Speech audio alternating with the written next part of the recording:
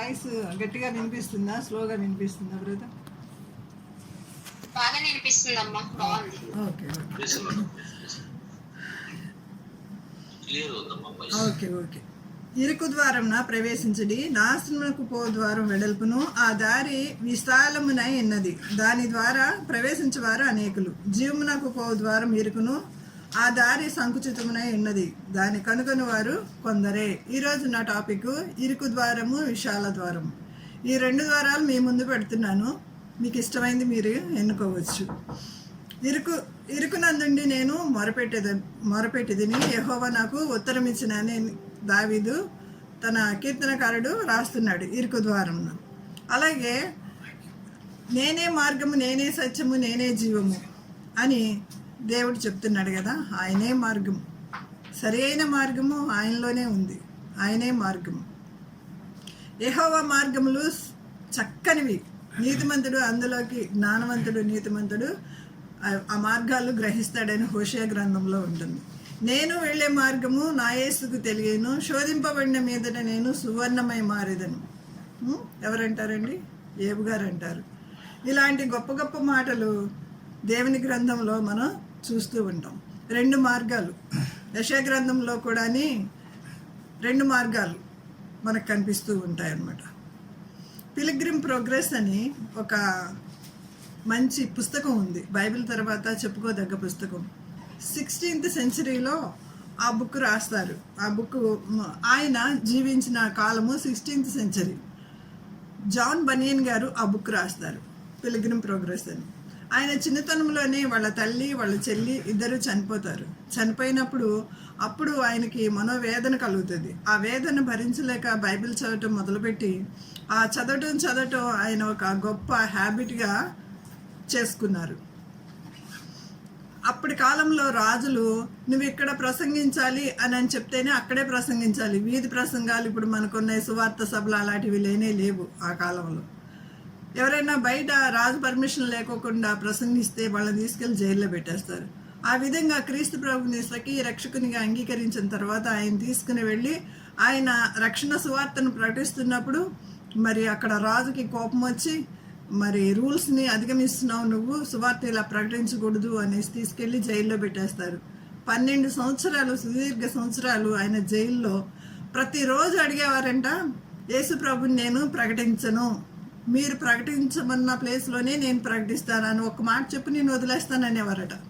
ప్రతిరోజు కూడా ఎంతో సహనముతో, ఓర్పుతో నేను మాత్రం ఆ మాట చెప్పలేను అని అనేసి చెప్తూ ఆయన 24 గంటలు బైబిల్ చదివేసి ఒక పుస్తకం రాసాడంట. దాన్నే తెలుగులో యాత్రికుని ప్రయాణం అని అంటారు. చిన్నప్పుడు మా పిల్లలు ఆ పిక్చర్ చూశారు. అది ఫిల్మ్లో కూడా ఉంటుంది, ఫిల్మ్లో కూడా ఉంటుంది, యాత్రికుని ప్రయాణం. The wages of sin is death, the wages of sin is death. అదే మాట 10 సార్లు 100 సార్లు అంటూ ఉంటాడు అనమాట. ఎన్ని కష్టాలు వస్తూ ఉంటాయో అతను ప్రతి దాన్ని అధిగమించి ముందుకి సాగిపోతూ ఉంటాడు. అలాగే గ్రహంస్ గారు, ప్రతి ఒక్కళ్ళు ఈ మధ్య గ్రహంస్ గారిని కోట్ చేస్తున్నారు కదా, మనకు తెలుసు కదా. ఒరిస్సాలో దేవుని కొరకు హతసాక్షులు అయిపోయిన వాళ్ళు ఎంతో మంది ఉన్నారు. ఇరుకు మార్గం ఇది, కానీ దాని తర్వాత నిత్య జీవం ఉంది. ఈ విశాల మార్గంలో మనం నడిస్తే మన ఇష్టానుసారం బ్రతకొచ్చు, కానీ దాని అంతము నిత్య నాశనం. కాబట్టి 2 దారులు మీ ముందు పెడుతున్నాను. ఏ దారి మీకు ఇష్టమైతే ఆ దారి మీరు ఎన్నుకోవాల్సిందిగా ప్రభు పక్షాన మనవి చేస్తున్నాను. 3 విషయాలు నేను చెప్పి ముగిస్తాను. 3 విషయాలు. ఒకటి, పరిస్థితులు తారుమారైనప్పటికీ, పరిస్థితులు ప్రతికూలంగా ఉన్నప్పటికీ ప్రభువుని విడిచిపెట్టలేదు కొంతమంది భక్తులు. తర్వాత ప్రకృతి సహకరించకపోయినప్పటికీ, ప్రకృతి ప్రతికూలంగా ఉన్నప్పటికీ, అంటే మనకి ఆపోజిట్గా ఉన్నప్పటికీ దేవుని హస్తము వారు చూశారు. ఆ యొక్క పయనంలో వారు విజయాన్ని పొందారు, ఇరుకు ద్వారాన వెళ్ళిన వారు. మూడవది ప్రజలు మన చుట్టూ ఉన్న ప్రజలు ఎన్నిసార్లు మనల్ని అణిచివేయడానికి చూస్తూ ఉంటారు. ఇక్కడ వాక్యం చెప్పకూడదు, ఇక్కడ చర్చ్ కట్టకూడదు అని ఎంత బెదిరింపులు, సేవకులను తీసుకెళ్ళి ఎంతో హింసలు మనం చూస్తూనే ఉన్న ప్రజలు ఎంత హింసలు పెడుతూ ఉంటారు. ఇవన్నీ చెప్పుకుంటూ వెళ్ళినట్లయితే అనేకమైన విషయాలు వస్తూ ఉంటాయి. ఈ 3 విషయాలు నేను చెప్పి క్లుప్తంగా ముగించేస్తాను. ఒకటి, పరిస్థితుల ప్రభావం ఎలా ఉన్నప్పటికీ మనం దాన్ని అధిగమించాలి. ప్రకృతి ప్రభావం ఎంత తీక్షణంగా ఉన్నప్పటికీ దాన్ని అధిగమించాలి. మూడోది, ప్రజల ప్రభావం ఎలాగ పరిస్థితులు ఉన్నప్పటికీ మనం అధిగమించాలి. అదే ఈరోజు మనం చూసుకుందాం. మా నాన్నగారు చనిపోయి చాలా కాలం అవుతుంది. మా నాన్నగారు గొప్ప సేవకులు. మా నాన్నగారి గురించి చెప్పాలంటే ఏ కుమార్తెకైనా ఏ కుమారునికైనా వాళ్ళ పేరెంట్స్ గురించి గొప్పగానే ఉంటుంది. హీఈస్ మై రియల్ హీరో అనమాట మా నాన్నగారు. నా మొదట హీరో మా నాన్నగారే. నాకు పిక్చర్లు అంటే అసలు నాకు తెలియదు, నేను పిక్చర్లే చూడలేదు. 1-2 పెళ్ళైన కొత్తలో మా హస్బెండ్తో వెళ్ళాను, అది కూడా అర్థమయ్యేది కాదు. సో అది అంతేగాని నాకు పిక్చర్స్ హీరోస్ అసలు ఎవరు తెలియదు కూడా. నేను పెరిగిన ప్రపంచం అంతాని చాలా ఇన్నోసెంట్గానే నేను ఈ లోకానికి కనిపిస్తాను, ఉన్నాను కూడా. అదే ప్రభువు నాలో నుంచి చూసి మెచ్చుకున్న విషయాలన్నమాట. లోక విషయాలు కానీ, లోకస్తులు ఉన్నట్లుగా కొంచెం ట్రిక్కీగా మాట్లాడడం కానీ, కొంచెం ఏదో వేరే విధంగా మాట్లాడడం కానీ అసలు నాకు రాదు. అమాయకత్వం అన్నమాట. ప్రభు, బైబిలు, వాక్యపఠనం, దేవుని ప్రజలతో సహవాసం, ఇది తప్ప నాకు వేరే ప్రపంచము తెలియదు. కొంతమంది నా ఫ్రెండ్స్ అనేవాళ్ళు, మీరు నూతిలో కప్పల్లాగా పెరుగుతున్నారండి అనేవాళ్ళు. ఆ నూతిలో కప్పనే తీసుకెళ్ళి దేవుడు ఇండియా అంతా తిప్పాడు. గొప్ప గొప్ప ప్రదేశాల్లో ఢిల్లీ, బాంబే, కలకత్తా, మద్రాసు ఇలాంటి మెట్రోపాలిటన్ సిటీస్ అన్నీ కూడా నేను వెళ్ళి రావడానికి, నా భర్త మంచి హైయెస్ట్ పొజిషన్లో పెద్ద ఆఫీసర్గా ఉండబట్టి వెళ్ళి చూసి రావడానికి, అక్కడ నివసించడానికి దేవుడు ఎంతో కృపనిచ్చారు. పరిస్థితుల ప్రభావం ఎలా ఉన్నప్పటికీ ఏబు గారిని ఒకసారి జ్ఞాపకం చేసుకుందాం. ఏబు గ్రంథము 2వ అధ్యాయము 9వ వచనం ఒకసారి తీసి చదవలసిందిగా మనం చేస్తున్నాం. ఏబు 2:9. ఏబు ఎలాంటి పరిస్థితుల్లో ఉన్నాడో మనకి తెలుసు. ఎంత శోధనలు వచ్చి నీవు ఇంకను యథార్థతను వదలనట్లుండువా, దేవుని దూషించి మరణము కమ్మెనను. చాలు. భార్య వచ్చి ఎంత భయంకరమైనటువంటి సిచ్యుయేషన్ అంటే, భార్య కూడా, ఇంటి వారు కూడా దూషించడం అంటే, ప్రపంచం అంతా దూషించినా ఓకే, కానీ భార్య దూషిస్తే ఎవరు తట్టుకోలేరు. మనం కూడా, లేడీస్ని కూడా అంతే కదా. ప్రపంచం అంతా ఎన్ని మాటలన్నా పర్లేదు, కానీ భర్త ఒక మాట అంటే కనుక సహించలేవు. భార్య కూడా వచ్చి, ఎందుకు ఇంకా నీ యొక్క యథార్థతను, నీతిని వదిలిపెట్టవా, చావరాదు అన్నట్లుగా మాట్లాడింది. అయినా సరే ఆయన తన యొక్క విశ్వాసాన్ని కోల్పోలేదు. ఒక పాట పాడతాడు, ఒక సేవకుడు ఒక పాట పాడతారు. ఏంటంటే, నేనేమైనా ప్రభువా నిన్నే స్తుతిస్తాను, నాకేమున్నా లేకపోయినా నిన్నే స్తుతిస్తాను, నీకు అర్పిస్తాను, నాకున్నవన్నీ నీవిచ్చినదే ప్రభువా. ఆయన మొదట తన స్థితిని చూసుకున్నట్లయితే, పిల్లలు పోయారు, ఆస్తి పోయింది, జబ్బులన్నీ వచ్చేసినాయి, శరీరం అంతా కుళ్ళిపోయింది. ఆయన విశ్వాసాన్ని విడిచిపెట్టలేదు. అందుకే అప్పుడే అంటాడు, శోధించబడిన మీదట నేను సువర్ణమై మారేదను, నేను వెళ్ళే మార్గము నా యేసుకే తెలియదు. ఒక లైన్ పాడదామా? నేను వెళ్ళే మార్గము నా యేసుకే తెలియును, నేను వెళ్ళే మార్గము నా యేసుకే తెలియును, శోధించబడిన మీదట నేను సువర్ణమై మారెదను, నేను వెళ్ళే ఏబు గురించి దేవుడు మరి మొదట తన స్థితిని చూసిన దేవుడు అంతకన్నా రెట్టింపు స్థితిని ఆఖరి అధ్యాయంలో 42వ అధ్యాయంలో చూస్తాము. ఇంకా ఎక్కువసేపు వివరించినట్లయితే సమయం చాలదు కాబట్టి నేను కొద్దిగా క్లుప్తంగా చేసి చెప్తున్నాను. తర్వాత యాకోబు గురించి మనం తీసుకున్నట్లయితే, పరిస్థితులు ఎంత ప్రతికూలంగా ఉన్నప్పటికీ ఆయన ఏమనుకున్నా, ఇప్పుడు కొంచెం చక్కబడినీలే, పర్వాలేదులే అనుకున్నప్పుడు ఇంకోటి వచ్చి పడుతుంది. ఆ విధంగా ఎన్నిసార్లు వాళ్ళ మామగారు ఆయన జీతాన్ని మార్చడం కానీ, ఒక భార్యని ఎక్స్పెక్ట్ చేస్తే ఇంకో భార్య రావడం కానీ, ఎంత కొలువు చేయటం కానీ, ఈ స్టోరీ అంతా మనకు తెలుసు, యాకోబు గారి జీవిత చరిత్ర. తర్వాత ఏమైంది, అతనికి 12 మంది పిల్లలు పుట్టారు. 12 మంది పిల్లల్లో ఒక ఆయన చనిపోయాడు. ఇదిగో అనేసి తీసుకొచ్చి మిగతా అన్నదమ్ములందరూ యోసేపు గురించి ఒక చెడ్డ సమాచారం ఇచ్చారు. హృదయాన్ని బద్దలు కొట్టుకుని ఏడ్చినట్లు ఏడ్చారు ఆయన. ఎందుకంటే ఆయన చనిపోయాడని నిజంగానే నమ్మాడు. తర్వాత కొంతకాలం అయిన తర్వాత పరిస్థితులు మరీ తారుమారైపోయినప్పుడు అక్కడ కరువు వస్తుంది. ఈయన చనిపోయాడు అన్న యోసేపు గారేమో వెళ్ళి ఐగుప్తు దేశంలో రాజు అవుతారు, మనకందరికీ తెలిసిన విషయమే. అక్కడికి వెళ్ళిన తర్వాత వీళ్ళు ఆయన దగ్గరికి వెళ్ళి ధాన్యం కొనుక్కోవడానికి వెళ్ళినప్పుడు ఆయన అయితే గుర్తుపడతారు కానీ వీళ్ళు గుర్తుపట్టరు. మీరు ఏదో ఈ యొక్క స్పైసెస్ ఏమో అంటే వేగుల వారేమో ఈ చూడ్డానికి మా దేశ వివరాలన్నీ కనుక్కోవడానికి వచ్చారేమో అని భయం పెట్టినప్పుడు మీ తమ్ముడిని ఇక్కడ మేము మా తండ్రికి యథార్థవంతుడైనటువంటి తండ్రికి పుట్టిన వారం 12 మంది, ఒక తమ్ముడు చనిపోయాడు, మేము 11 మంది ఉన్నామంటే మీరు చెప్పింది కరెక్ట్ అయితే మీలో ఒకడు నా దగ్గర ఉండాలి, తర్వాత మీరు వెళ్ళి మీ యొక్క తండ్రిని తీసుకురావచ్చు అని చెప్తారు. ఇదంతా మనకి తెలిసిన స్టోరీ. ఒకసారి ఆయన యొక్క హృదయ వేదన్ని మనం విందాము. ఒకసారి ఆదికాండము 42వ అధ్యాయము దగ్గరకు వద్దాం. 36వ వచనం. ఆదికాండము 42:36. అప్పుడు వారి తండ్రి అయిన యాకోబు వారిని చూసి, మీరు నన్ను పుత్రహీనునిగా చేయుచున్నారు. యోసేపు లేడు, షీమోను లేడు, మీరు బెన్యామీను కూడా తీసుకుని పోదురు. ఇవన్నీ నాకు ప్రతికూలంగా ఉన్నవని వారితో చెప్పాను. చాలు. ఏమంటున్నారండి ఇక్కడ? యాకోబు ఏమని ఏడుస్తున్నాడంటే, అప్పుడు వారి తండ్రి అయిన యాకోబు వారిని చూసి, మీరు నన్ను పుత్రహీనునిగా చేయుచున్నారు. యోసేపు లేడు, షిమ్యోను లేడు, షిమ్యోన్ని అక్కడ పెట్టేశారు. ఇప్పుడు బెంజమీన్ని కూడా తీసుకున్నా, అప్పుడు నేను మీరు నిజమైనటువంటి మీరు కరెక్టే చెప్తున్నారు, మీరు చెప్పింది రైట్ అని నేను నమ్ముతానని చెప్తున్నప్పుడు వచ్చి తండ్రిని అడిగితే, బెంజమిన్ పంపించమని అడిగితే తండ్రి ఒప్పుకోడు అనమాట. ఎంత కన్విన్స్ చేస్తారంటే అప్పుడు అతను ఎవరు పెద్ద కుమారుడు వచ్చానంటాడు. అందుకు రూబేను, నేను అతన్ని వద్దకు తీసుకుని రాని ఎడలా నా 2 కుమారులను నువ్వు చంపేయచ్చు అని చెప్తాడు. ఎంత ప్రామిస్ చేసాడో చూడండి. ఆ విధంగా అతన్ని కన్విన్స్ చేసి తండ్రిని కన్విన్స్ చేసి మొత్తానికి ఇతన్ని తీసుకుని వెళ్తారు, బెంజమిన్ని తీసుకుని వెళ్తారు.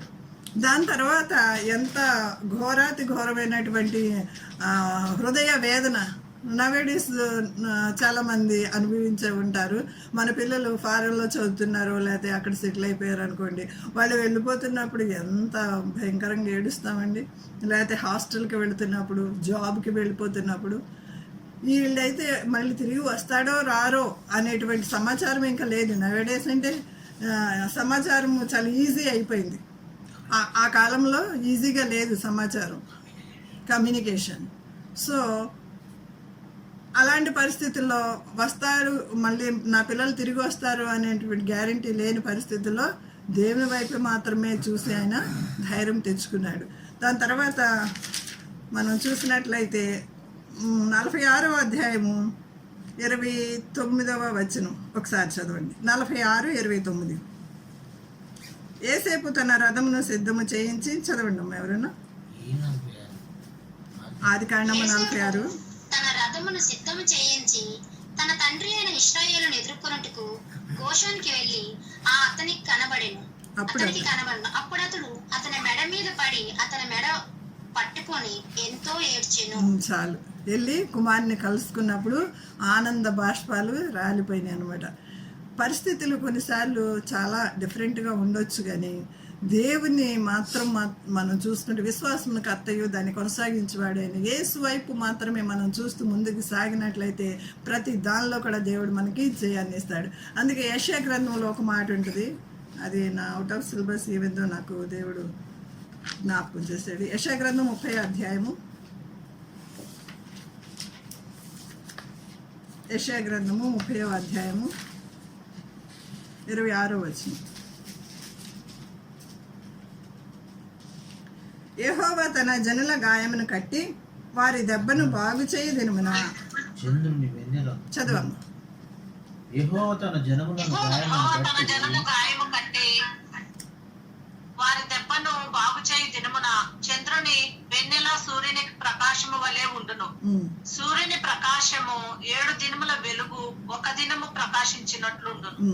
ఎంత బ్యూటిఫుల్ వర్డ్స్ కదండి. ఇంగ్లీష్లో ఒక పాట ఉంటుంది, మేము ఎక్కువగా ఇంగ్లీష్ సహవాసానికే వెళ్ళేవాళ్ళము. దూరాన ఢిల్లీ బాంబేలో ఉన్నప్పుడు beautiful words wonderful words wonderful words of life, beautiful words wonderful words wonderful words of life. దేవుని మాటలు ఎలా ఉంటాయండి చూడండి. యెహోవా తన జనుల గాయమును కట్టి వారి దెబ్బను బాగు చేయి దినమున. అంటే యాకోబు యొక్క భయంకరమైనటువంటి పరిస్థితులన్నీ అధిగమించిన తర్వాత వచ్చి కుమార్ని కలుసుకున్నప్పుడు ఆయన యొక్క ఆనందం ఎలా ఉంటుందంట, చంద్రుని వెన్నెల సూర్యుని ప్రకాశం వల్లే ఉంటుందండి. చంద్రుని వెన్నెలలో మనం కొంచెం ఒకవేళ మంచి చంద్రుడు ఫుల్ మూన్ వచ్చినప్పుడు చూస్తే మనుషులు కనిపిస్తారు కానీ బుక్ చదవలేం కదండి. అంత డల్గా ఉన్నటువంటి చంద్రుని వెన్నెల్ని సూర్యుని మధ్యాహ్నపు వెలుగు వల్లే చేస్తాడంట. సూర్యుని వెలుగేమో ఎలా చేస్తాడంట, 7 దినములంతా బ్రైట్నెస్. అంటే ఇంకా మనం ఇట్లా మధ్యాహ్నమే వెళ్ళి నవేడేసి ఇట్లా ఓపెన్ చేసి కళ్ళు చూడలేము. 7 దినములంతా వెలుగు ఒక్క రోజునే వచ్చేస్తే అంత మహిమకరముగా ఉంటుందన్నమాట. దేవుల్లో ఆనందము చెప్పనసక్యము కానీ మహిమాయుక్తమైనటువంటి మేలులు ఎన్నో దేవుడు మన కొరకు సిద్ధపరచాడండి. ఆ ఆనందాన్ని ఎక్స్ప్రెస్ చేయలేము. అది మీరు అనుభవిస్తేనే కానీ, అది ఎక్స్పీరియన్స్ చేస్తేనే కానీ అది మామూలు మాటల్లో చెప్పలేదండి. చెప్పనసక్యమును మహిమాయుక్తమును అయినటువంటి ఆనందం దేవుడు మన కొరకు నిత్యానందాన్ని మన కొరకు సిద్ధపరిచి ఉంచారు. 19వ వచనంలో, ఇదే అధ్యాయము 19వ వచనంలో ఒక మాట ఉంటుంది, చదవమ్మా. 19వ వచనం. సియోనులో యెరూషలేములోనే ఒక జనము కాపురముండును. జనమా, నీవిక నేమాత్రము కన్నీళ్లు విడువవు. ఆయన నీ మొర విని నిశ్చయముగా నిన్ను కరుణించును. ఆయన నీ మాట వినగానే నీకు ఉత్తరం ఇచ్చును. దేవునితో దగ్గర సంబంధం మనం కలిగి ఉండి నిత్యము ప్రార్థన చేస్తూ ఉంటే ఆయన నీ మాట వినగానే నీకు ఉత్తరం ఇస్తారంట. హాగరు ఎలా ప్రార్థన చేసిందండి? హృదయ విదారకంగా ప్రార్థన చేసినప్పుడు వెంటనే జవాబు వచ్చింది కదా. హిజ్కియా ప్రార్థన చేసినప్పుడు వెంటనే జవాబు వచ్చింది. అలాంటి ప్రార్థన నవేడేస్ కూడా జవాబు ఇవ్వడానికి ఆయన సిద్ధంగా ఉన్నారు. కానీ మనం అలాంటి డెడికేషన్తో చేయాలని ప్రభువు కోరుచున్నారు. వీళ్ళిద్దరిది అయిపోయిన తర్వాత ఇంకొక మాట యాకోబు గురించి చెప్పినప్పుడు దేవుడు ఏమంటాడంటే, నేను యాకోబు దేవుడినాను, అబ్రహాం ఇస్సాకుల దేవుడిని అని అంటాడు. యాకోబుని ఒక అడ్రస్గా చెప్పుకుని నేను ఫలానా వాళ్ళ దేవుడిని అని చెప్తాడు. ఎంత గ్రేట్ వర్డ్స్ కదండి. నాకు ఆ మాటలు చదువుతున్నప్పుడు ఎంత ఆనందం వేస్తుందంటే, మరి నీ గురించి నా గురించి ప్రభువు ఏమని సాక్షి చెప్తారో ఒకసారి ఆలోచించుకుందామా. ఇది ఆలోచించుకోవాల్సినటువంటి సమయం. ఈ 40 డేస్లో మనకి ఎన్ని అవకాశాలు ఇవ్వబడుతున్నాయి. మనం ఒకసారి మన భక్తిని చెక్ చేసుకుందాం. మనం ఏం బోధిస్తున్నామో అలా కనుక మనం జీవించకపోయినట్లయితే మన భక్తి వ్యర్థమే. ఈ టైంపాస్ భక్తి అసలు చేయొద్దండి. హృదయాన్ని ప్రభుతో ఎప్పుడు నింపుకొని ఉండాలి. నువ్వు దేవుడు తప్ప ఇంకా వేరే వాళ్ళు నీకు కనబడకూడదు అనమాట. మనుషులను తృప్తిపరిచే భక్తి ఎన్నటికీ అది క్షేమకరం కాదు. దేవుణ్ణి సంతోషపెట్టి దేవునికి ఇష్టమైన భక్తి చేయటమే దేవుడు మన నుంచి ఆశిస్తున్నాడు. పరిస్థితుల ప్రభావం చూసాము. రెండవదిగా ఇప్పుడు ప్రకృతి ప్రభావం చూస్తున్నాం. ప్రకృతి ప్రభావం చూడాలంటే యేసుప్రభువు నీళ్ల మీద నడిచి వస్తున్నప్పుడు ఆయన ఎవరో అనుకుని శిష్యులు భయపడతారు కదా. అయితే నేనే ప్రభువుని అని చెప్పినప్పుడు అప్పుడు ఎవరు నీళ్ల మీద నడవడానికి నాకు సెలవిమ్మని అడిగింది ఎవరండి? నీవే అయితే ప్రభువా. పేతురు గారికి అంత ధన్యత ఇంకెవ్వరికి. అవునమ్మా, వెరీ గుడ్. పేతురు గారికి అంత ధన్యకరమైనటువంటి సమయం దొరికింది. పేతురు గారు నీళ్ల మీద నడిచారు.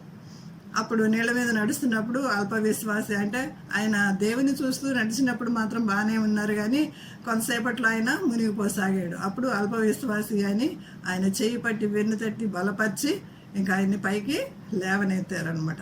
అలాగే గాలి తుఫాను వస్తున్నప్పుడు ఒకసారి ప్రయాణం చేసిన గాలిని ఆయన గద్దించగా గాలి అణిగిపోయింది. అలాగే ఎర్ర సముద్రం కూడా 2 పాయలు చేసినప్పుడు 6 నెలలు, అంటే అక్కడ ఆ గాలిని గద్దించారు. పెద్ద గాలిని ఆయన ప్రవేశపెట్టమని దేవునికి ప్రార్థన చేసినప్పుడు మోషే కర్ర చాపినప్పుడు గాలి వస్తుంది, బలమైనటువంటి గాలి వస్తుంది. ఆ ఎర్ర సముద్రము డివైడ్ అయిపోతుంది. ఆ మాట చదువుకుందామా మనం. కీర్తన గ్రంథము 106. కీర్తన గ్రంథము 106 9వ వచనం. ఆయన ఎర్ర సముద్రమును గద్దింపగా ఆయన ఎర్ర సముద్రమును గద్దింపగా అది ఆరిపోయాను. మైదానం మీద నడుచున్నట్లుగా వారిని అగాధ జలములలో నడిపించాను. ఆయన ఎర్ర సముద్రమును గద్దింపగా. మనం ఏమనుకుంటాం పిక్చర్స్లో చూసి, మోషే కర్ర చాపినప్పుడు అది 2 పాయలు అయిపోయిందని. ఎర్ర సముద్రాన్ని ఆయన గద్దించినప్పుడు అది పాయలు అయిపోయింది. వాట్ ఏ వండర్ఫుల్ గాడ్ కదా మనం కలిగి ఉన్నాము. తర్వాత మేఘస్తంభంలో దేవుడు వారిని నడిపించాడు, మరి అగ్నిస్తంభంలోనూ నడిపించాడు. తెలుసు కదా మనకి. వాతావరణం వాళ్ళు 40 సంవత్సరాలు మరి అదే అరణ్యంలో తిరుగుతూ ప్రయాణం చేస్తూ వెళ్తున్నప్పుడు వాతావరణానంట ఒకటే క్లైమేట్గా, అంటే చల్లదనము. డే టైం ఎండ దెబ్బ తగలకుండా చల్లదనం ఉంచేసాడు, నైట్ టైం చలి దెబ్బ వెన్నెల దెబ్బ తగలకోకుండా అగ్ని స్తంభాన్ని ఉంచేసాడు. ఒకటే క్లైమేట్ని పెట్టేశాడంట ప్రభు. ఎంత మంచి దేవుడు అండి. మనకి కావాలంటే ఏంటి పెద్ద పెద్ద న్యాయ వ్యవస్థను కూడా ఆయన తారుమారు చేయగలరు. వాతావరణానే కాదు, ప్రకృతినే కాదు, పరిస్థితులనే కాదు, న్యాయ వ్యవస్థనే కాదు, సమస్తాన్ని. ఆయనకు అసాధ్యం అంటూ ఏదీ లేదు. నీ సమస్య ఏదైనప్పటికీ, ఎలాంటి కఠినమైన సమస్య అయినప్పటికీ దేవుడు నీకు దగ్గరగా ఉన్నాడు. దేవుడు నీకు సమీపంగా, నేను ఆయన దగ్గరికి వెళ్ళి సమీపంగా మొరపెట్టినప్పుడు మన దేవుడు మనకు సమీపంగా ఉన్నట్లు ఏ దేవుడు ఏ జనమునకు సమీపంగా లేడని దేవుని వాక్యం సెలవిస్తుంది. ప్రకృతి ప్రభావం, యోనా గ్రంథంలో కూడా ప్రకృతి ప్రభావం చూస్తాం కదా. సముద్రంలో పడేస్తారు, ప్రకృతి ఆయన మాట వినింది, సముద్రము ఆయన మాట వినింది, చేప ఆయన మాట వినింది, తర్వాత సొర చెట్టు రమ్మంటే సొర చెట్టు ఆయన మాట వినింది, తర్వాత పురుగు వచ్చి తొలిచేసి ఆ సొర చెట్టుని అనంటే ఆ పురుగు దేవుని మాటకి లోబడింది. అందరూ లోబడ్డారు కానీ మానవుడు మాత్రం దేవుని మాటకి లోబట్టలేదు. ఇది నిజము అని నమ్మటంలా దేవుని వాక్యాన్ని. అందుకే మనము గొప్ప కార్యాలు చూడలేకపోతున్నాం. ఉన్నది ఉన్నట్టు నమ్మినట్లయితే దేవుని మహిమను చూస్తాం మనం. మరి ప్రకృతి వలన ప్రతికూలతలు వచ్చినప్పటికీ దేవుడు వాటిల్లో నుంచి కూడా మనల్ని బయటికి తీసుకుని వస్తాడు. రెండవ కొరింథీ ఒక మాట చదివించి నేను ముందుకు వెళ్ళిపోతాను. 2వ కొరింథీ 11వ అధ్యాయం 23వ వచనం. పౌలుకు వచ్చినటువంటి శ్రమలు ఒకసారి జ్ఞాపకం చేసుకుందాం.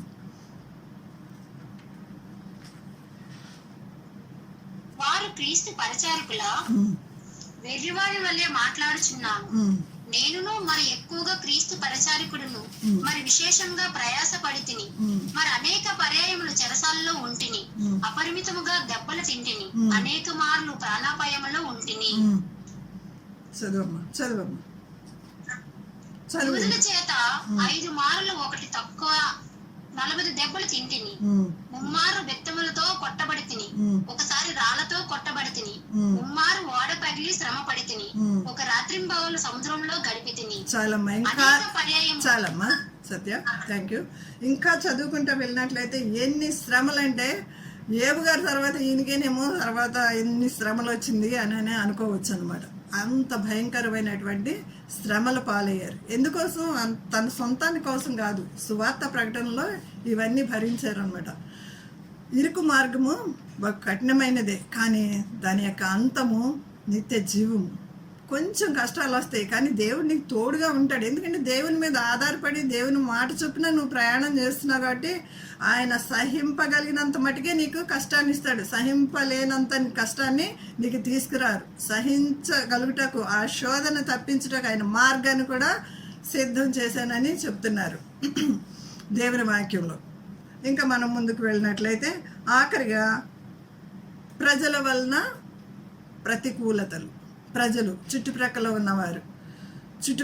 ఉన్నవారు ఏం చేస్తారండి? మనల్ని అణిచివేస్తూ ఉంటారు. దేవుని సువార్త ప్రకటించకుండా ఎన్నో ఎదురు దెబ్బలు. బ్రదరు సిస్టరు మన వాక్యం అయిపోయిన తర్వాత ఒక పాట పాడతారు, ఎదురు దెబ్బలు ఎన్నో సేవకుల గురించి. ఆ పాట పాడుతుంటే నాకు ఎప్పుడు కూడా హార్ట్ టచింగ్గా ఉంటుంది. ఈ సువార్త సేవలో ఎన్నో ఎదురు దెబ్బలు, ఎన్నో కఠినమైనటువంటి ఆ పాట చాలా నాకు ఇష్టం. వాళ్ళు ఇద్దరు పాడుతుంటే ఇద్దరు కలిసి చాలా చక్కగా పాడతారు. ఎన్నో మా నాన్నగారిని మా అమ్మగారిని కూడా చూశాను. అలాంటి ఎదురు దెబ్బలు ఎన్నో తగిలినాయి. వాటన్నిటిని అధిగమించి వచ్చారు వాళ్ళు. ఇప్పుడు నిత్య రాజ్యంలో ఉన్నారు. నేను వారిని కలుసుకోవడానికి డెఫినెట్గా వాళ్ళ దగ్గరికి నేను వెళ్తాను తప్పకుండా. ఆ నిశ్చయత నాకుంది. ఇక్కడ కన్ను మూస్తే అక్కడ మనం కన్ను తెరుస్తామని నిశ్చయంతో మనం బ్రతుకుదాం. అలాగే ప్రజల వల్ల ఇలాంటి ప్రతికూల పరిస్థితులు వస్తాయి. ఈ పౌలు గారికి ఇప్పుడు మనం చదివినటువంటి గ్రంథంలో ఇంకా కొంచెం ముందుకు చదివినట్లయితే కపట సహోదరుల వల్ల కూడా ప్రతికూల పరిస్థితులు వచ్చినాయి. ఒకసారి చూడండి, అదే అధ్యాయము ఇందాక చదివింది కంటిన్యూషన్ చేయమ్మా సత్య. ముమ్మారు బెత్తములతో కొట్టబడితిని, ఒకసారి రాళ్లతో కొట్టబడితిని, ముమ్మారు ఓడ పగిలి శ్రమ పడితిని, ఒక రాత్రింబగళ్ళు సముద్రంలో గడిపితిని, అనేక పర్యాయం ప్రయాణంలోను, నదుల వలనైన ఆపదల్లోను, దొంగల వలన ఆపదలోను, నా స్వజనుల వలనైన ఆపదలోను, అన్యజనుల వలనైన ఆపదలోను, పట్టణంలోను ఆపదలోను, అరణ్యములో ఆపదలోను, సముద్రంలో ఆపదలోను, కపట సహోదరుల వలన ఎన్ని ఆపదలండి, కౌంట్లెస్ అన్నమాట. మనుషులైతే భరించలేరు, సహించలేరు. దేవుని ఆత్మ వారిలో పనిచేస్తుంది కాబట్టి చెరసాలలో వేసినా సరే, వాళ్ళు సంకెళ్ళు బిగించినా సరే పాటలు పాడుతూ బయటకు వచ్చారండి. హల్లెలూయా. అలాంటి దేవుణ్ణి మనం కలిగి ఉన్నాం. ఇంకా దావీదు గురించి ఒకసారి మనం చదువుకుందాము. దావీదు గురించి 1 సమూయేలు గ్రంథం 30వ అధ్యాయం ఒకసారి చూడండి అమ్మా. 6వ వచనం. 1 సమూయేలు, నా సమయం అయిపోయింది, ముగించేస్తాను నేను. 1 సమూయేలు 30వ అధ్యాయము 6వ వచనం. దావీదు మిక్కిలి దుఃఖపడెను, మరియు తమ తమ కుమారులను బట్టి కుమార్తెలను బట్టి జనులందరికీ ప్రాణము విసికినందున. దావీదు కంట కుమారులు కుమార్తెలను బట్టి ఆ చుట్టుప్రక్కల ఉన్న వాళ్ళకి ప్రాణము విసికినందున దావీదు మిక్కిలి దుఃఖపడెను, మరియు తమ తమ కుమారులను బట్టి కుమార్తెలను బట్టి జనులందరికీ ప్రాణం విసికినందున రాళ్ళు రువి దావీదును చంపుదాం రెండని వారు చెప్పుకొనగా, దావీదు తన దేవుడైన యెహోవాను బట్టి ధైర్యము తెచ్చుకొనెను. హల్లెలూయా. దేవుడైన యెహోవాను బట్టే మనము ధైర్యం తెచ్చుకోవాలి. మన నిరీక్షణ మన ప్రభువే అన్నమాట. ధైర్యం తెచ్చుకున్నాడు, వాళ్ళందరినీ జయించాడు. వీళ్ళందరూ కూడా చంపుదాం రండి అన్నవాళ్ళు ఎవరంట ఒకసారి చూద్దాం రండి. 22వ అధ్యాయము 1వ వచనంలో ఉంటది. ఎవరైతే చంపుదామని వచ్చారంటే అక్కడ నుండి బయలుదేరి 22:1 దావీదు అక్కడ నుండి బయలుదేరి అదుల్లాము గుహలోనికి తప్పించుకుని పోగా అతని సహోదరులను అతని తండ్రి ఇంటి వారును ఆ సంగతిని విని అతని యొద్దకు వచ్చిరి. మరియు ఇబ్బంది గల వారందరూ అప్పులు చేసుకుని వారందరూ అసమాధానముగా ఉండు వారందరూ అతని యొద్దకు కూడుకొనగా అతడు వారికి అధిపతి ఆయను. అతని యొద్దకు ఎక్కువ తక్కువ 400 మంది వచ్చేయండి. ఎలాంటి పరిస్థితుల్లో వచ్చారంటే దావీదు దగ్గరికి వీళ్ళందరూ చంపేద్దాం రండి అన్నవాళ్ళు, అప్పులు బాధలో ఉన్నవాళ్ళు. దావీదు అక్కడి నుండి బయలుదేరి అదుల్లాము గుహలోని తప్పించుకుని పోగా, ఇక్కడ ఎందుకు తప్పించుకుని పోతున్నాడంటే సౌలు తరుముతూ ఉన్నాడు. మనకందరికీ తెలిసిన విషయం. సౌలు చంపాలని తరుముతూ ఉన్నప్పుడు ఆయన తప్పించుకుని పోతూ ఉన్నాడు. ఈయనకే ఒక దిక్కు లేదు. మళ్ళీ ఈయన దగ్గరికి ఎంతమంది వచ్చారంటే ఆ సంగతి విని అతని యొద్దకు వచ్చిరి. మరియు ఇబ్బంది గలవారు వచ్చారు అతని దగ్గరికి. అప్పులు చేసుకున్న వారు వచ్చారు. అసమాధానంతో తృప్తి లేని జీవితం జీవిస్తున్న వాళ్ళు వచ్చారు. వీళ్ళందరికీ ఇతను అధిపతి అయ్యాడు. మొత్తం ఎంత 400 మంది వచ్చారు. వీళ్ళే ఒకప్పుడు అయ్యా నువ్వే మా దిక్కు అని ఆయన పంచన చేరిన వాళ్ళే వచ్చి తిన్నవాసాలు లెక్క పెట్టాను అంటారు కదా, అలాంటి వాళ్ళు అనమాట. వీళ్ళు వచ్చి ఏమంటున్నారు, ఇప్పుడు కష్టం వచ్చేవరకు చంపుదాం రండి దావీదుని అని అంటున్నారు. అలా ఉంటుంది లోకం. లోకాన్ని చూడొద్దు, దేవుణ్ణి మాత్రమే చూస్తూ మనం పరిస్థితుల్ని అధిగమిస్తూ, ప్రకృతిని అధిగమిస్తూ, ప్రజల్ని అధిగమిస్తూ ముందుకు సాగిపోయినట్లయితే నిత్య జీవానికి వారసులుగా దేవుడు నిన్ను నన్ను చేస్తాడు. ఆఖరిగా ఒక వచనం చదువుకొని ద్వితీయోపదేశకాండము 11వ అధ్యాయము, ద్వితీయోపదేశకాండము 11వ అధ్యాయము చూడుము 26వ వచనం. చూడండి, చదవండి, ఎవరైనా చదవండి. 11 ద్వితీయోపదేశకాండం. చూడండి, నేను మీ ఎదుట దీవెనను శాపమును పెట్టుచున్నాను. నేడు నేను మీకు ఆజ్ఞాపించు మీ దేవుడైన యెహోవా ఆజ్ఞలను మీరు వినిన యెడల దీవెనయు, మీరు మీ దేవుడైన యెహోవా ఆజ్ఞలను వినక నేడు నేను మీకు ఆజ్ఞాపించే మార్గమును విడిచి మీరు ఎరిగిరని ఇతర దేవతలను అనుసరించిన యెడల శాపమును మీకు కలుగును. స్ట్రైట్ వే చెప్తున్నారు మేడం. స్ట్రైట్ అవే చెప్తున్నారు. ఏమని చెప్తున్నారంటే, చూడండి నేడు నేను మీ ఎదుట దీవెనను శాపాన్ని పెడుతున్నా. నేడు నేను మీకు ఆజ్ఞాపించి మీ దేవుడైన యెహోవా ఆజ్ఞలను మీరు వినిన ఎడల దీవెనయు. మీరు మీ దేవుడైన యెహోవా ఆజ్ఞలను వినక నేడు నేను మీకు ఆజ్ఞాపించు మార్గాన్ని విడిచి మీరెరుగని ఇతర దేవతలను అనుసరించిన ఎడల శాపము. ఈ రెండు మన ముందు పెట్టారండి దేవుడు. చాయిస్ మందే, స్వతంత్రం ఇచ్చాడండి. ఏదైనా తోటలో ఆదాము అవ్వకు కూడా ఎంత స్వతంత్రం ఇచ్చారు. ఒక్క పండు మాత్రమే తినొద్దు, మిగతా అంతని మీరు అనుభవించవచ్చు అని చెప్పినప్పుడు మాట వినలేదు కదా. అలాగా మనం మొదటి ఆదాము వల్లే ఉండక కడపటి ఆదామైన క్రీస్తుని మాత్రమే ఈ శిలువ ధ్యానాల్లో ఆ శిలువ వేయబడినటువంటి క్రీస్తు మొహాన్ని చూస్తూ మనం ఆయన యొక్క గాయాల్ని రేపేవారుగా కాక ఆయనకి సంతోషాన్ని కలిగించేవారుగా మనం ఉందుము కాక. దేవుడి ఇచ్చిన వాక్యాన్ని దీవించును గాక.